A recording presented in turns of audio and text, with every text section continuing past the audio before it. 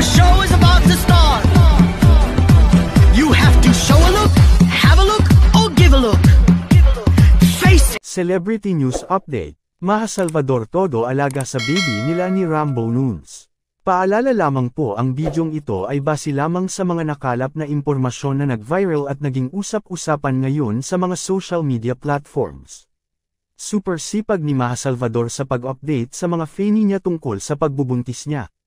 Lahat nga ng mga ganap niya ay chinichika niya sa kanyang broadcast channel. Tulad nga ng ganap niya ngayong linggo ng umaga, na naghanda siya, nagpaganda, para mag-shot ng something. Pero, dahil lang sa hindi siya nagandahan sa kuko niya, kanselado ang ganap niyang markang paywo yun.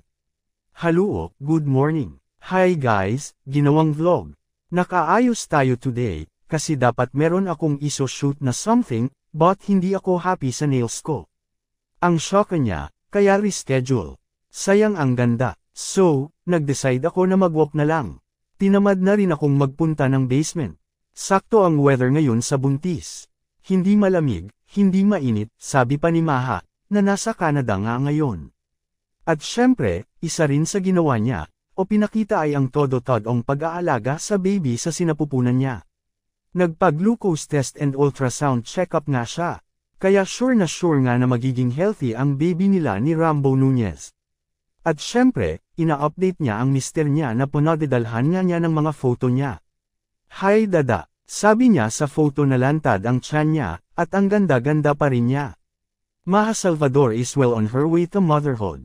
Sa Instagram, ibinahagi ng celebrity ang kanyang pinakahuling ultrasound at nagpahayag ng excitement sa pagkikita ng kanyang baby. Ang malapit ng maging ina ay nagbahagi ng isang video ng kanyang pagbisita sa ospital kung saan nagsagawa siya ng sesyon ng ultrasound. Nagpakita ito ng mga clip ng kanyang sanggol na gumagalaw sa kanyang tummy. Slice of today, sabi ni Maha sa caption. Almost there my love, see you soon, she added. Kung kailan ibigay, ani Salvador na nasa tabi niya ang asawa. Kasi I'm turning 35 this year, 20 years na akong yumuyugyug ng yumuyugyug, sayaw dito, sayaw dun, acting. Kapag God wills to give us. Because I'm turning 35 this year.